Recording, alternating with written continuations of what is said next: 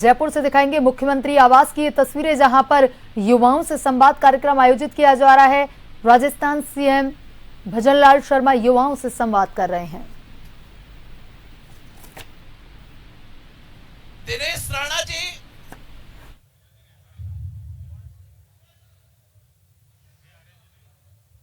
राणा जी, मैं आग्रह करूंगा एक बड़ी तस्वीर के साथ में आदरणीय मुख्यमंत्री जी का स्वागत करेंगे। सभी प्रवक्तागण, कार्यालय प्रभारी, सह प्रभारी और सभी बैठे हमारे प्रदेश के पदाधिकारीगण जो स्वयं पीछे रह गए हैं, जो प्रवक्ता और कार्यालय प्रभारी और सह प्रभारी। दिनेश जी राणा एक बार आगे पधार जाए। पहले युवा मोर्चा जिंदाबाद, युवा मोर्चा जिंदाबाद। भारत माता की, भारत माता की, भारत माता की। नरेंद्र मोदी जिंदाबाद, नरेंद्र मोदी जिंदाबाद, नरेंद्र मोदी जिंदाबाद। भजनलाल शर्मा जिंदाबाद, भजनलाल शर्मा जिंदाबाद।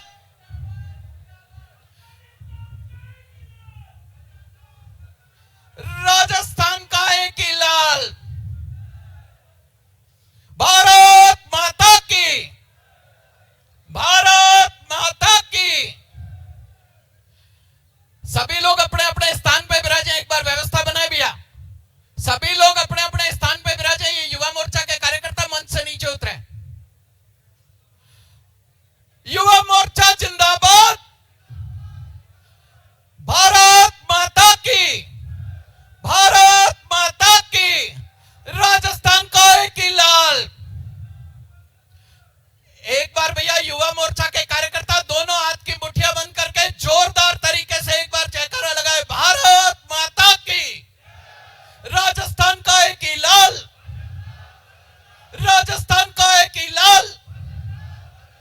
मैं स्वागत भाषण के लिए आग्रह करूंगा युवा मोर्चा के आपके यशस्वी अध्यक्ष आदरणीय शंकर गौरा से कि आप आगे पधारे और स्वागत भाषण के लिए।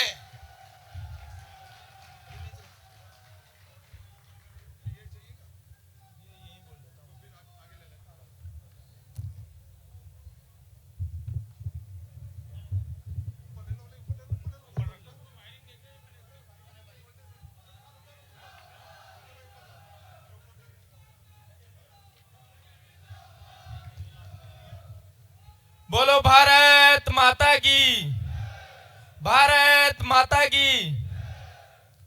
आज के इस युवा संवाद के कार्यक्रम में हम सब के बीच में उपस्थित राजस्थान के किसान पुत्र, राजस्थान के भागीरथ, जिन्होंने राजस्थान के युवाओं को नई दिशा देने का काम किया, ऐसे हमारे आदरणीय मुख्यमंत्री श्री भजनलाल शर्मा जी, राजस्थान के वित्त आयोग के अध्यक्ष आदरणीय अरुण चतुर्वेदी जी, हमारे युवा मंत्री युवा विभाग के आदरणीय के विश्नोई जी, प्रदेश के महामंत्री आदरणीय मिथिलेश गौतम जी, हमारे प्रदेश मंत्री और युवा मोर्चा के प्रभारी आदरणीय आईदान सिंह जी, और पूरे राजस्थान भर से पधारे मेरे युवा मोर्चा के साथी भाइयों और युवा साथियों,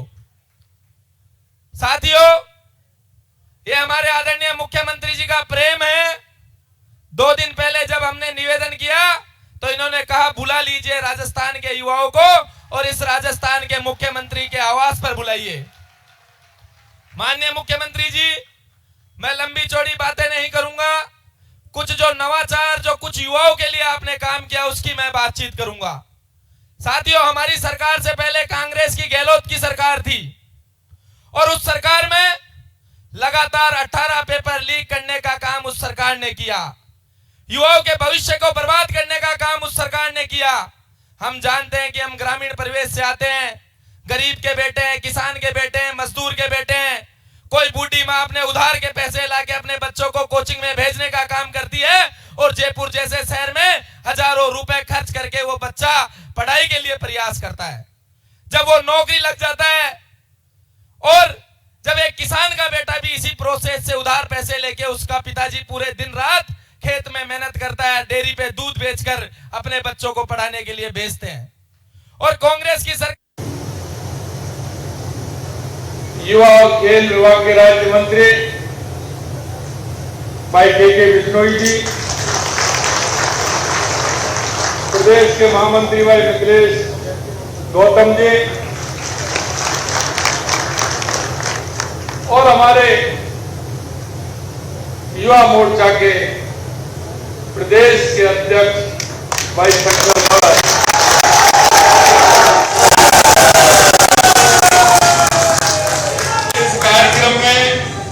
इस कार्यक्रम में हमारे बीच में मध्य प्रदेश झारखंड विधानसभा की हमारे लोकप्रिय विधायक और वो हमारे यहीं के रहने वाले हैं ऐसे प्रियंका मीणा जी, एक बार कुर्सी लगाइए। प्रियंका मीणा जी को आगे लीजिए। प्रियंका मीणा जी आप ऊपर आ जाइए। और इस कार्यक्रम में आए जिले जिले से मेरे सभी युवा साथी, क्योंकि आज मन की बात का कार्यक्रम मेरे निवास पर था। आप सभी लोग पधारे हैं। सबसे पहले तो मैं सभी युवाओं का मेरे निवास पर आने पर हार्दिक स्वागत करता हूं।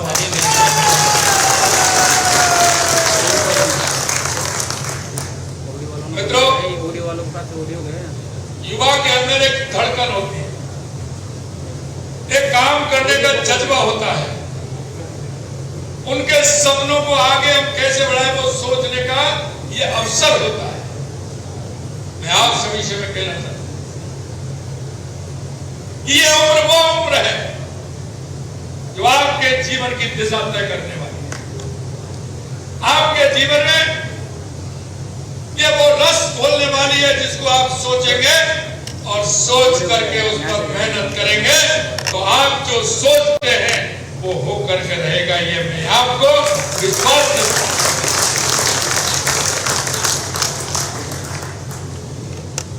मेरे युवा भाई और बहनों,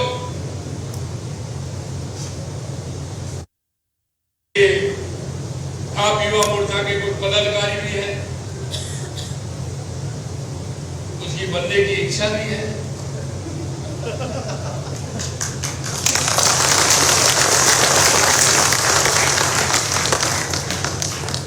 कुछ आगे अपना भविष्य भी तय करने की सोच रहे होंगे।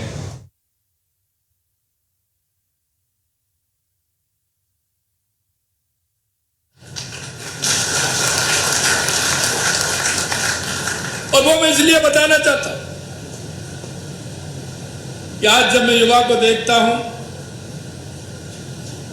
तो युवा के मन में एक कई जिज्ञासा पैदा हो जाती है, स्वाभाविक भी है। परिवार का दबाव, घर की जिम्मेदारी, माता पिता की चिंता, परिवार की चिंता, आने वाले समय में काम करने के लिए अर्थ की चिंता, ये सारे विषय हमारे युवा की इस उम्र में आते ही हैं।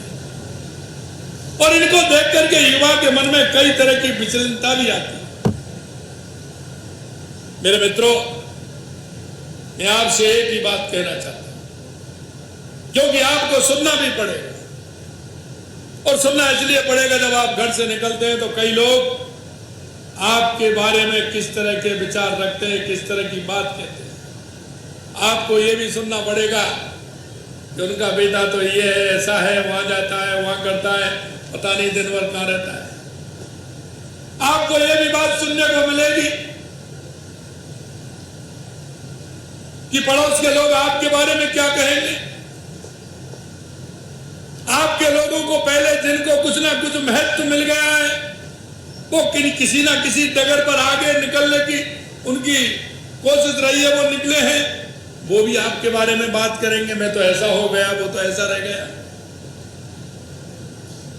कुछ के मन में एक प्रतिस्पर्धा भी लगी होगी। मित्रों, ये आप निश्चित मान लीजिए, आप उस जिज्ञासा के अंदर तो हैं, लेकिन आपके पीछे जो युवा आने वाला है वो आपको देख भी रहे हैं, वो आपका अनुसरण भी करना चाहते हैं। मैं आपसे एक ही बात कहूंगा, मन में दृढ़ इच्छा शक्ति हो, काम करने का भाव हो, जनता के प्रति संवेदनाएं हो, आपको कोई नहीं रोक सकता। मैं ये दावे के साथ,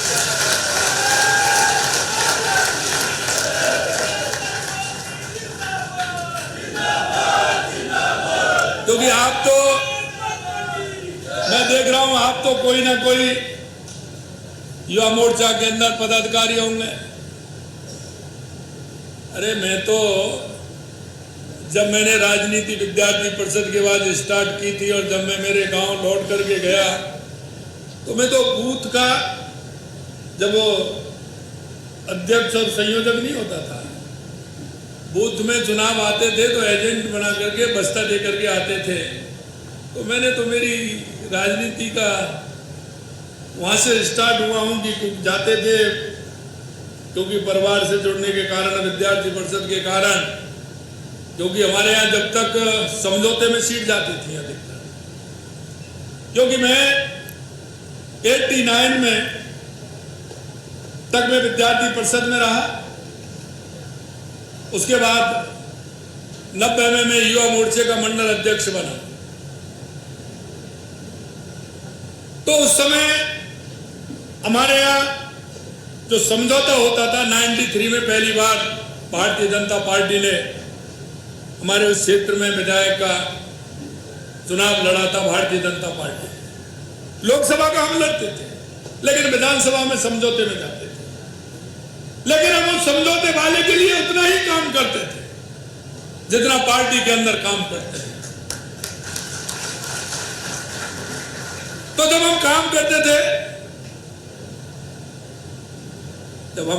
करते हैं तो पार्टी का तो काम होता है और व्यक्ति की पहचान बनती है।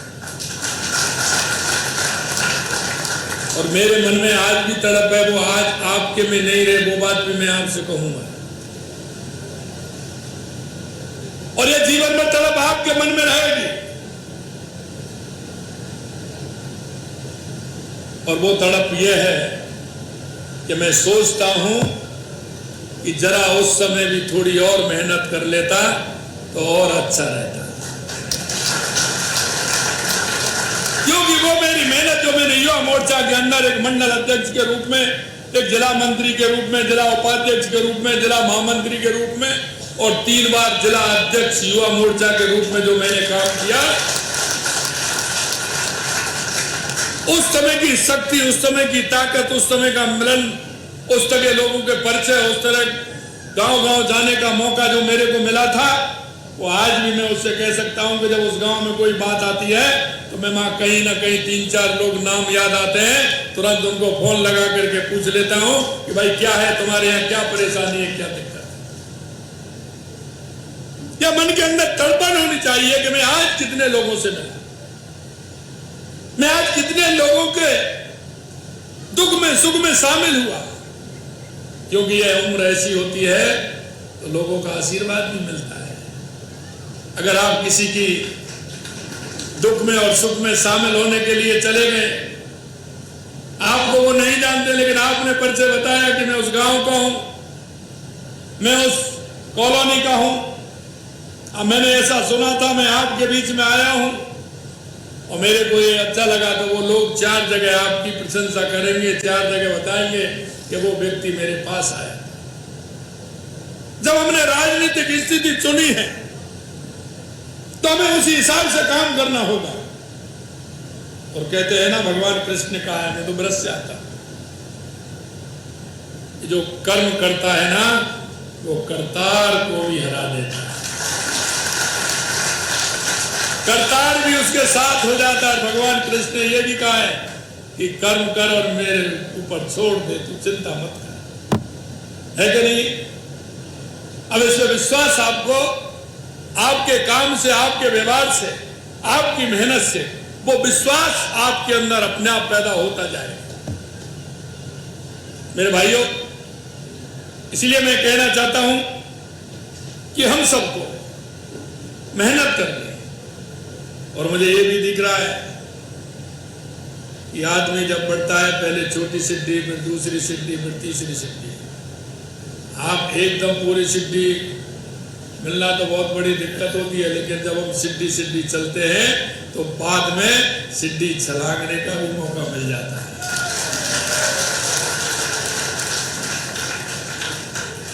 और आपकी सिद्धि आने वाली है कुछ महीनों के बाद। आने वाली है कि नहीं आने वाली है? आने वाली है कि नहीं आने वाली है? आने वाले समय में पंचायतों के, निकायों के चुनाव आ रहे हैं।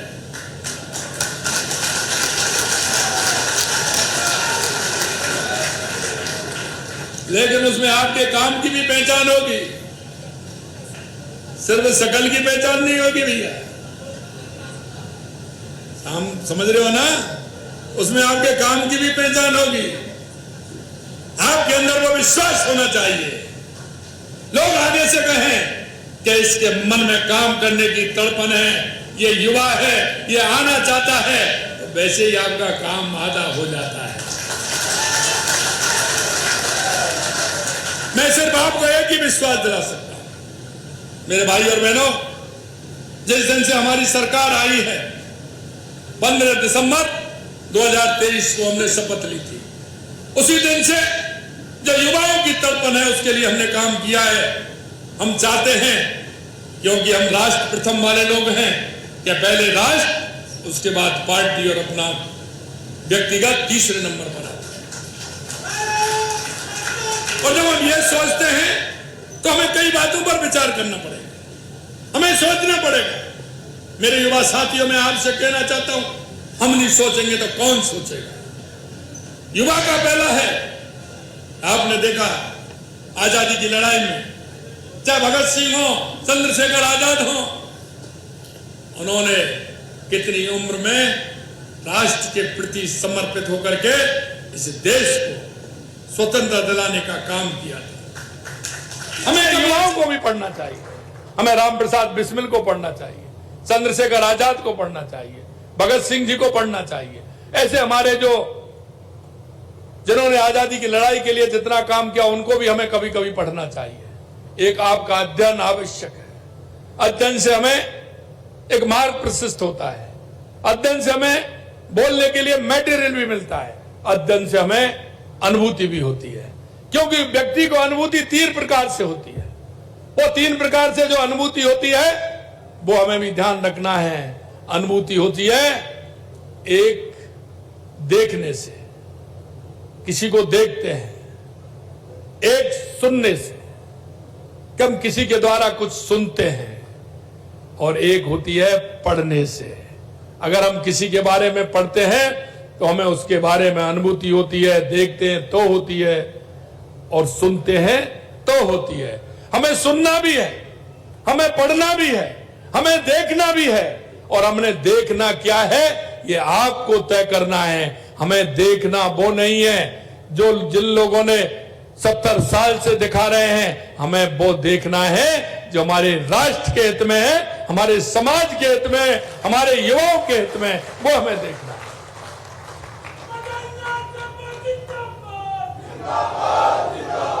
आप देख सकते हैं लगातार हमारी सरकार ने आते ही एक रोड मैप बनाया। उस रोड मैप में देखा कि राजस्थान के लिए क्या क्या आवश्यक है, राजस्थान के लिए क्या करना चाहिए, राजस्थान में क्या होना चाहिए, हमारा राजस्थान कैसे आगे बढ़ सकता है।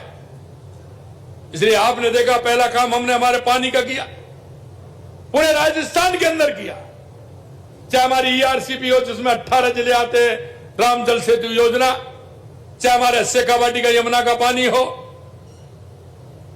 यमुना का पानी आप देख रहे हो, हमारा MOU हो गया, हमारी उसकी DPR भी बन गई। आने वाले समय में उसका उद्घाटन भी होगा, पाइपलाइन से पानी भी आएगा। ERCP के अंदर 26,000 करोड़ रुपए के काम स्टार्ट हो गए। 90,000 करोड़ रुपए की देश की सबसे बड़ी योजना अगर कोई बनी है तो हमारी राम जल सेतु योजना हमारी बनी है। नर्मदा का अगर हम बात करें तो बाड़मेर जैसलमेर के अंदर बाड़मेर और जालौर के अंदर उसके रिजर्वायर बनाए जा रहे हैं जिससे हमारे उन जिलों को पानी मिले। अगर हम हनुमानगढ़, बीकानेर, गंगानगर, जोधपुर, जैसलमेर, बाड़मेर, नागौर की अगर हम बात करें तो आपने देखा होगा हमारी इंदिरा गांधी नहर और गंग नहर का काम 100 साल के अंदर पहली बार हमने पैसा दिया है और उसको ठीक करा करके ज्यादा से ज्यादा पानी हमारे जिलों को कैसे मिले इसकी हमने व्यवस्था की है। देवास स्कीम के माध्यम से उदयपुर, भीलवाड़ा, राजसमंद के लिए पानी कैसा आए, चित्तौड़ के लिए कैसे आए, उसके लिए 10,000 करोड़ रुपए के काम हमारे प्रारंभ हो गए जिससे कि उसका पानी हमें मिल सके। ब्राह्मणी नदी से हमारा बीसलपुर में पानी आएगा तो हमारे अजमेर को, हमारे ब्यावर को, हमारे नागौर को पानी कैसे मिले इसके लिए हमने व्यवस्था की है। माई डैम के माध्यम से डूंगरपुर, बांसवाड़ा को पानी कैसे मिले, उसकी तंत्र कैसे विकसित हो, उसके लिए हमने काम किया है। हम राजस्थान, पूरे राजस्थान के अंदर पानी के लिए काम कर रहे हैं और जब हम पानी के लिए काम कर रहे हैं तो ईश्वर भी हमारा साथ दे रहा है कि नहीं दे रहा है। लगातार 2 साल से हमारे पूरे बांध भर रहे हैं। दूसरा काम हमारा बिजली का, मैं आपसे भी पूछना चाहता हूं, हमने कहा कि 2027 तक किसान को दिन में बिजली देंगे, पूरी बिजली देंगे और ये 2026 चल रहा है। 26 जिलों में दिन में बिजली देने का काम हम कर रहे हैं। हमने कहा 2027 में किसान को भी पूरी, उद्योग को भी पूरी, उपभोक्ता को भी पूरी बिजली मिलेगी। और आप कहीं कोई आंधी आ जाती है, कोई दिक्कत, लोकल दिक्कत हो जाती है, तो कह नहीं सकता, लेकिन सभी जिलों में पूरी तरह से बिजली मिल रही है। ये आप सभी ने देखा भी होगा। हम वो नहीं है जो सिर्फ वायदे करें। कांग्रेस ने दशकों तक कभी यमुना का पानी लाने की बात करते थे, कभी ईआरसीबी की बात करते थे, कभी नर्मदा की बात करते, कभी उसकी बात करते थे। नर्मदा में तो उनका कोई नहीं है। 2003 में माननीय हमारे प्रधानमंत्री जब मुख्यमंत्री थे, राजस्थान से किसी ने डिमांड नहीं की थी, उन्होंने आगे चल करके नर्मदा का पानी हमारे राजस्थान को दिया था। मैं उनको बहुत बहुत धन्यवाद और साधुवाद देना चाहता हूं। मित्रों, ऐसा नहीं है, हम उसके लिए भी काम कर रहे हैं। तीसरा हमारे युवाओं का सवाल था। युवाओं को आपने देखा, हमने 9 लाख करोड़ रुपए के एमओयू किए, 35 लाख करोड़ के और 9 लाख करोड़ के जमीन पर उतर गए। छोटे छोटे उद्योगों के लिए हमने युवाओं को युवा नीति बनाई है। हमने वायदा किया था 4 लाख सरकारी नौकरी देंगे, 6 लाख प्राइवेट में जॉब देंगे और आपने देखा है कि लगातार हम 1,25,000 नियुक्ति पत्र हमारी सरकार ने दिए। 1,25,000, 1,35,000 हमारे प्रक्रियाधीन चल रहे हैं। 1.25 लाख का मैंने 12 जनवरी स्वामी विवेकानंद जी की जयंती को 1,25,000 का हमने कैलेंडर निकाल दिया और आप देख रहे हैं उसमें RAS के पेपर तो अभी डेट निकल गई, उनको भी काम पूरा हो रहा है, वो भी कर रहे हैं। आने वाले अगले महीने में हम कुछ नियुक्ति पत्र भी देने वाले हैं। आपने देखा है कि पेपर लीक की किस तरह की स्थिति थी। लगभग 400 से ज्यादा लोग जेलों के अंदर हैं। हमने कहा था कि यह सहन नहीं होगा राजस्थान में। ऐसे लोगों को माफ भी नहीं किया जाएगा जिन्होंने युवाओं के आंखों में खून के आंसू दिए हैं। उनको किसी कीमत पर नहीं छोड़ा जाएगा। और लगातार आप देख रहे हैं पिछली सरकार के रोज नए नए कारनामे निकल रहे हैं जिन पर हम कार्रवाई कर रहे हैं और ऐसे लोगों को जेल के अंदर डालने का काम हमारी सरकार कर रही है। 350 से ज्यादा पेपर हुए हैं। एक भी पेपर लीक हुआ है क्या? एक भी पेपर लीक हुआ है क्या? 350 से अधिक पेपर हो गए। कांग्रेसी कहते हैं हो जा बहना मोसी, कहीं कोई कुछ नहीं होता है, प्राइवेट के कोई और होता है, कुछ में तो होता है। अरे साहब ये तो ऐसा हो रहा है। अरे भाई तुम्हारे गले बांध में जाग के देखो, तुमने युवाओं को कितना परेशान किया था। मैं युवाओं आपको विश्वास दिलाता हूं और आपके माध्यम से मैं कहना चाहता हूं, आप गांव गांव जाइए, युवाओं को विश्वास दिलाइए, जो हमने कहा है वो हम करके दिखाएंगे। कोई दुनिया की ताकत नहीं रोक सकती।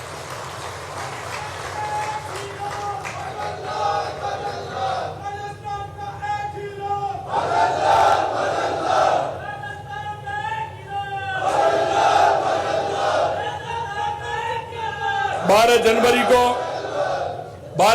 को स्वामी विवेकानंद जी की जयंती पर मैंने कहा था युवा नीति भी मैं लेकर के आए। हम युवा नीति लेकर के आए। उस युवा नीति में स्पष्टता है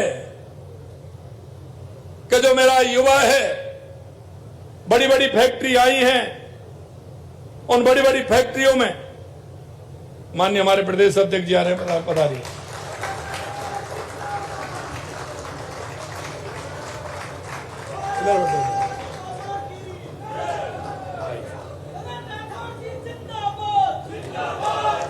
एक बार हमारे प्रदेश अध्यक्ष जी आए, जोरदार तालियों से स्वागत अभिनंदन।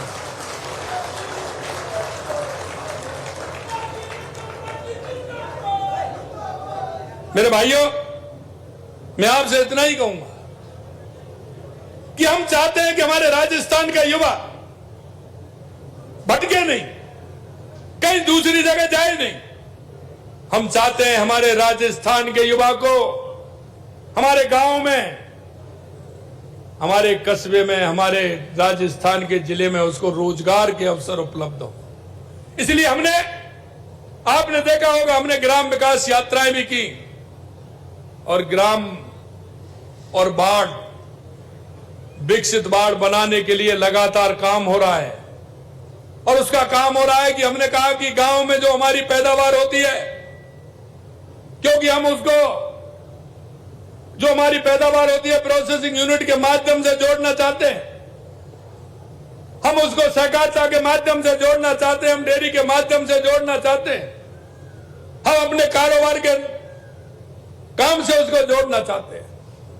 आप सभी जानते हैं हमारे हर जिले में अलग अलग काम है। राजस्थान पोटेंशियल बहुत प्रदेश है, ऐसा कोई दूसरा प्रदेश नहीं है। मैं आपसे यही कहूंगा, कोई भी क्षेत्र हो, कैसा भी क्षेत्र हो मेरे युवा साथियों, हम उसमें हमें काम करना है, हमारे युवाओं को रोजगार उपलब्ध कराना है।